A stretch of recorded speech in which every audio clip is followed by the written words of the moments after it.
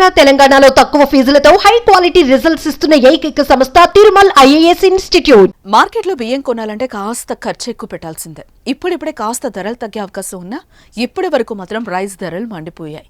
సన్న బియ్యం ధర భారీగా పెరిగింది. దీంతో ప్రజలు తీవ్ర ఇబ్బందులు పడ్డారు, ఇప్పటికీ పడుతున్నారు. అయితే ఇకపై తెలంగాణ ప్రజలకి ఈ బాధల నుంచి విముక్తి కలగనుంది. రాష్ట్రంలో త్వరలో సన్న బియ్యాన్ని ఇచ్చేందుకు రేవంత్ రెడ్డి ప్రభుత్వం సిద్ధమవుతోంది. రేషన్ కార్డుదారులకు సన్న బియ్యం ఉచితంగా అందించాలని రాష్ట్ర ప్రభుత్వం భావిస్తోంది.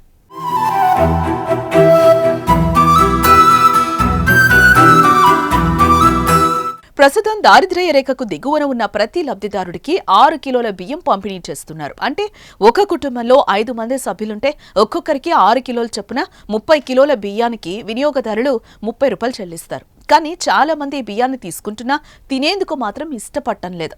బయట వ్యాపారులకు విక్రయిస్తున్నారు. అలా పేదల కోసం ఇస్తున్న బియ్యం వారికి ఉపయోగపడకుండా వ్యాపారులకు లాభాలు తెస్తున్నాయి. దీంతో ప్రభుత్వం దొడ్డు బియ్యం స్థానంలో సన్న బియ్యం పంపిణీ చేయాలని ప్రభుత్వం నిర్ణయం తీసుకుంది.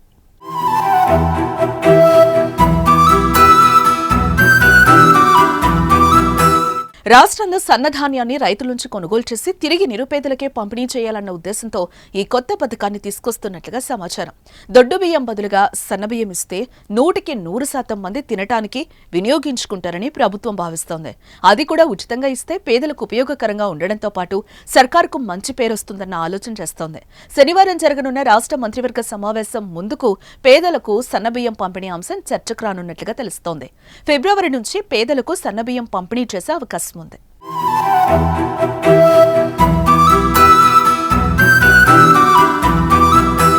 రేషన్ కార్డుల్లోని లబ్ధిదారులు 281.71 లక్షల మంది ఉన్నట్లుగా అంచనా వేశారు. వీరికి 6 కిలోల చొప్పున సన్నబియ్యం పంపిణీ చేయడానికి ఏర్పాట్లు జరుగుతున్నాయి. పంపిణీకి సుమారు 1.70 కోట్ల టన్నుల బియ్యం అవసరమని అంచనా వేస్తున్నారు. దీనిపై కసరత్తు జరుగుతోంది. మరోవైపు కొత్త రేషన్ కార్డుల జారీకి కూడా అధికారులు సర్వం సిద్ధం చేస్తున్నారు. త్వరలోనే విధి విధానాలు ప్రకటించనున్నారు. ఇప్పటికే అధికారులు విధి విధానాలను ఖరారు చేసినట్టుగా తెలుస్తోంది.